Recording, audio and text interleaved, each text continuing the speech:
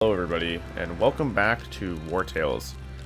Today, I want to talk about four things, none of which are combat. This is all Overworld, the RPG stuff. We're going to talk about the camp, we're going to talk about professions, we're going to talk about knowledge, and we're going to talk about paths.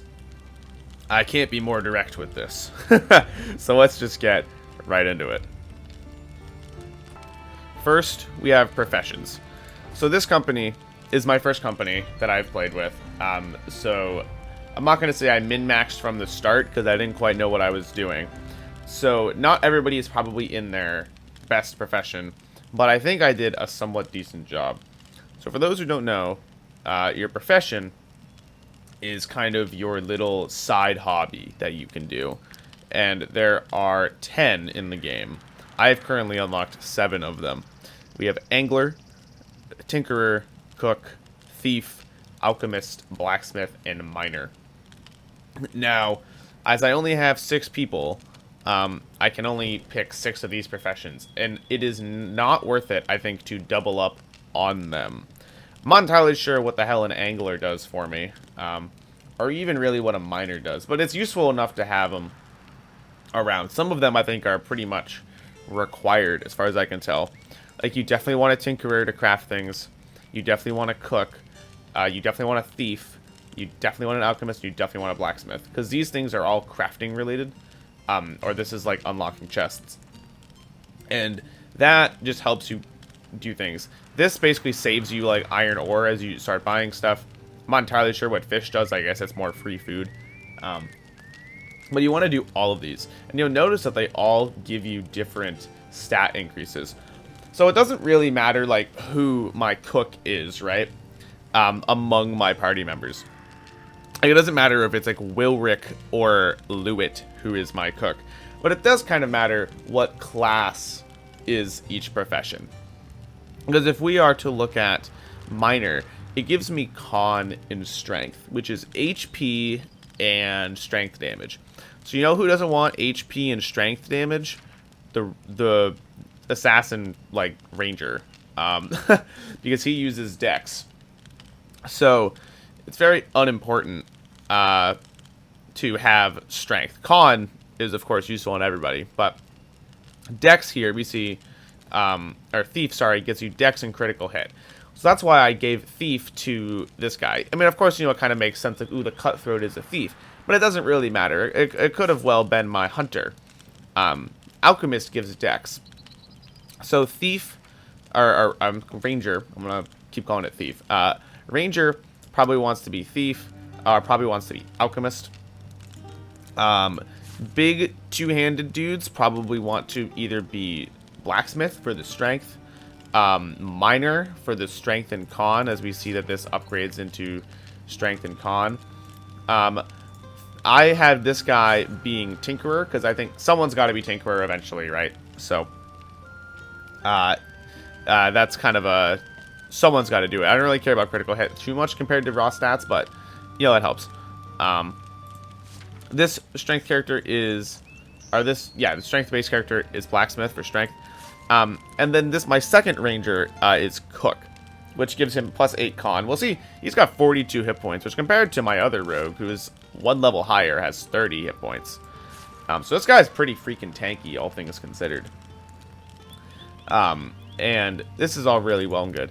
Angler is actually probably also really nice. I don't really know what it upgrades into, as I haven't seen that yet, but willpower, we know willpower is really good. Because with 15 willpower, oh, I don't know if it lets me highlight. Oh, it does, yeah. With 15 willpower, you basically get 9 lives from Battle Brothers. It's not the first time you're gonna die, you're not gonna die, so everybody needs to get 15 willpower. And if the best way you're gonna do that is by like upgrading it through an angler, then sure, that's stat points you don't have to increase otherwise, because you'll just be fishing on your free time. When you're thinking about how you actually acquire these, in case you're wondering, to get like miner, you just walk up to an ore mine and then it'll unlock it for you. Or for blacksmith, you walk up to a forge and you click on it and it'll unlock it for you. Same with Tinkerer, when you craft the crafting table that's hidden behind this guy's character sheet, you'll do that. Alchemist, same thing. Thief, I think the first one you get might be Thief from like trying to pick a pick a lock or something. And for cook, it's going to be unlocking the cooked pot here. So that's what professions are. And now we go from professions to camp. You're going to see some more specialization into this. So this workshop here allows you to craft things that are pretty useful, like torches, lockpicks, well, yada yada yada, more expensive stuff too. And if you have a tinkerer, you produce 2 tools every time you rest. And to assign somebody from, everyone's going to start with the camp here, or they're just going to be like standing. You just click, drag, and then bring them on. And if you assign them, you get 2 tools. That's going to add up over time. So I would put my tinkerer on here. I would not put anybody on the campfire. You generate 1 happiness per rest. You can always burn firewood for extra happiness. My team has been at basically 15 happiness like the entire game. So I haven't really had to worry about that. Next up, we have the cook pot. If you assign a cook to it, you reduce the food cost by 2. If you get a cooking pot plus, which is like the IKEA upgrade, you reduce it by 4. And that, over time, again, is pretty helpful. Like, you might as well assign your cook to that, right? We have this camping chest, which allows you to launder stolen items by rests. As we're going to hear later in this video, I just don't like stealing in this game. I think it's because I'm, in real life, just, like, really straight-laced. So I just, like, haven't really stolen anything in the game. I just feel bad. So maybe that means I'm not actually cut out for mercenary life. I'm definitely not. I'm a coddled child. But you could, if you do steal things, you could put it in this camp chest. If you eventually end up getting what's called a captain, who is just like some guy you promote, he gets a little extra skill. And if you get the strategy table and you assign him, you generate an extra valor point pip. So again, I assigned him to that. I don't think the miner has anything to do in camp, as far as I'm aware, unless I'm about to find it right now in video and look like a fool. We have the hitching post, which if you assign your ponies to it, get extra 10 carrying capacity. So, you get your 2 ponies, that's 20 extra carrying capacity. This is amazing. Of course you would want this. And then finally you have your tent. I actually upgraded to the IKEA Tent Plus. But normally it's just this top one that says assign companions generate +1 valor points during rest. So, and what I have now, so we have 2 from the regular, and then we have a +1 from the bonus. So that's +3. We have +4 because of this. And then maximum valor points increased by 2. So I'm getting many valor points per rest. So it's certainly worth it to be upgrading like this. There's also this banner. You can customize your little banner here. And then you can get these, like, this is fine. I would never really use this. This is actually really good. I would be using this when I know I'm going to be fighting things. This is, I guess, fine if you're just like kind of walking around. You might as well do it. This is also kind of fine. If this is your first one and you're walking around exploring a lot of things, that's probably also okay. So, this is kind of the camp. As far as I've gotten in the game, the camp's pretty simple. But you do have to do things per profession. I don't see how min-maxing where my placement is really matters, so I kind of just threw these down willy-nilly. I'm sure as I get more things, I will, like, start actually caring where I'm placing things, right? Like, I'll try and do it so I can maximize my space. But for right now, I haven't really had to bother with that. Going on to knowledge. These are, if we go around the map, onto the actual world map, we're going to see that, through exploration and finding things, I probably should have just clicked the world map button instead of letting this load really slowly. You will unlock knowledge XP.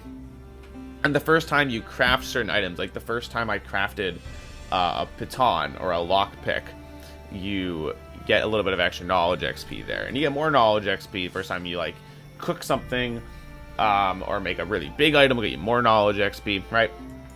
And I found all these items. Like, I've apparently found 27 of the 28 locations, and I've completed 19 of them. So, I don't know where the hell the last one's, probably like over here or something, right? But so you get a lot of this knowledge XP this way. And what is knowledge XP good for? Well, it's good for world bonus passive things.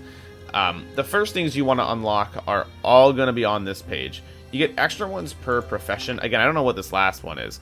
But like, so you have extra stuff you can craft, and you can go down. Make sure you actually scroll. It's not like you'll unlock all the top stuff first. But yeah, like the workshop plus, the tent plus, the hitching post plus.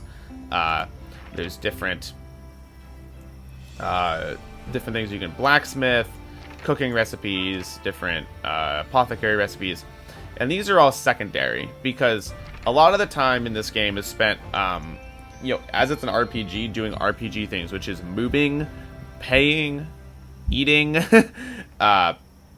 So let's just go through. The first thing you want to get, I think, is run, because this is the world speed, and then this is if you run. If I'm pressing shift, you're just moving so much faster. Like, please. If I had to walk the entire game, I would cry. So this is useful. I would next get this, career plans. It means that when you level up, you can spend a whole 10 influence. I have plenty. 10 influence. It's probably going to be balanced out later, but you're going to get influence to add more points on level up. Always worth doing. So this. 5% movement increase. Also worth it. 10% wage decrease. Also worth it. Saving you crowns over time. Less food. Worth it over time. Crowns gained after battle. Worth it over time. This one, huge. This one is kind of weird, and I don't know if you necessarily understand what it does without understanding how the armor system works. But let's look at this. So every one of these raw materials and tools restores 10 armor points total. So if I didn't have that upgrade, it would take 5 tools to fix my armor here, right? Because I would go 0 to 10 to 20 to 30 to 40, and then I would use the last 6, and it would actually end up burning the last 4 points, which is unfortunate in the way that works. So I currently have it at 15. There's another upgrade to get it to 20. So if this guy's broken armor, I am going to heal for 15. I wouldn't actually heal it for 16. You'd burn a whole tool on 1 armor point, which is not worth it. So I would recommend not, at the end of fights, just doing this manually instead of just doing repair all, because you're going to be saving a lot of tools. But I digress from that. You're saving 50% more raw materials, and there's a further upgrade that get you to 20. And that means you're saving half of all your raw materials after every fight, which is huge, because these things are the way that you can keep fighting, because you lose armor every single fight. So after a certain amount of time, you have to return back and buy more. Otherwise, you will not be able to continue fighting unless you have like 1 million spare pieces of armor. So that's incredibly useful. This one's good, increased valor points. And then I just started getting other ones like, more missions available, more battles I can accept. But get all of these first. Increased carrying capacity, the ones I haven't gotten, I haven't cared about. Like, I've never run out of food enough to where I need them to get cannibalism. Again, I really hate stealing because I'm like a goody two-shoes, so I haven't gotten that one yet. But all of these would be really good. And these are going to save you so much passive stuff overall that it's worth it more than I think than solving the acute need of like, oh, I need to know how to make saddlebags right now. But, maybe I'll learn in the future that that's not necessarily true. Finally, for more passive stuff, we want to go to paths. Paths are, again, things you do passively, and you end up getting more of these bonuses, kind of like knowledge, but this is through experience rather than exploration. More RPG stuff, so it's pretty cool. Like, forge armor, complete missions, let enemies flee. So what I would suggest doing is playing the game, but looking at these, and looking at these after every few battles, 1, to just, collect your progress, but 2, to remind yourself of what you need to be doing. Because you're getting real bonuses here, like for letting enemies flee. Make sure you remember to do that if you, because you're getting bonuses out of it, right? Or forging things, or throwing left-handed weapons, or crafting, or paying wages on time. I imagine you're always going to get that one, right? But doing this stuff, or eating a feast, right? Like, you can actually kind of min-max how your progress is going if you keep this stuff on top of your game, right? So to talk about which one is best for the knowledge, the first one I would get here would actually be, again, this improved restoration. I didn't understand what it was, so I haven't gotten it yet. But the next thing you bet I'm getting is this. Then I would increase valor points, and I would reduce food costs. Again, these are the most passive things you're doing all the time, so they give you the most value. This is not something you're going to need early game, layered armor. Sale price, like, you're not, again, like, quality points. This is, like, kind of advanced crafting stuff. Or I'd say intermediate crafting stuff. It's not as basic as food per day, right? And then same with these two things. Not everybody's using left-handed weapons, and not all your armor is going to be forged. Eventually, you'll probably want this stuff, but in the beginning, just do the really basic things. For crafting, this is probably the first one I would get. Would be this one: wages paid to companions reduced by 10, because again, that's saving you, like, say it saves you 10 crowns. Or 15 crowns or something. I mean, I don't know what my wage is, 111, but that's after like a 20% reduction, right? So let's call it like 25 crowns. After 4 rests, that's 100 crowns. That's like, you know, 2-3 medicines. You're saving yourself stuff over time. This is really good. I'll probably be getting this one next. I have never really found farms with carrying capacity, but yeah, I'll get that eventually. Trading goods. I haven't done a whole lot of trade missions, so you can say I'm only level 2 on this, with like half. So, but this is still good to do, and again, like, I should probably be looking, like, selling crafted items. I should really be looking at that, or buying items at discount, be doing that, so I know that I can get these bonuses, because then there's other ones that'll be unlocked soon, when the game's updated. This one, I suck so bad. I'm such a good person, guys. Like, I have accumulated no suspicion. I don't like stealing anything. I sent one guy to jail just to see how the mechanic worked. I don't even know what win ambushes is. I think I mean just walk up to people when they don't see you. So I've done that passively, and I've picked some locks because I play Skyrim. But I still feel bad when I do it. So I don't actually know what any of these knowledge points are. I'm sorry, I'm not really good at making these guides. But find someone else and learn from there. But I can tell you about the willpower and the mysteries one, right? These are also really good. And this is also pretty easy to collect because you're just exploring things. Like, I found 27 locations, so I'm doing that pretty easy. Throw bombs, like that's, I have a guy with a smoke bomb. It's like one of the rangers. It's this thing. So I end up getting it from that. Collect resources. Again, you're doing this all the time. So this is incredibly important. First one you should get, increased run duration. Again, saving yourself the real life time. This is an RPG. We know that the combat's really fun, but we do have to actually play, you know, the mercenary simulator, kind of this. Less prone to injuries is really good. Next thing is reduced food cost.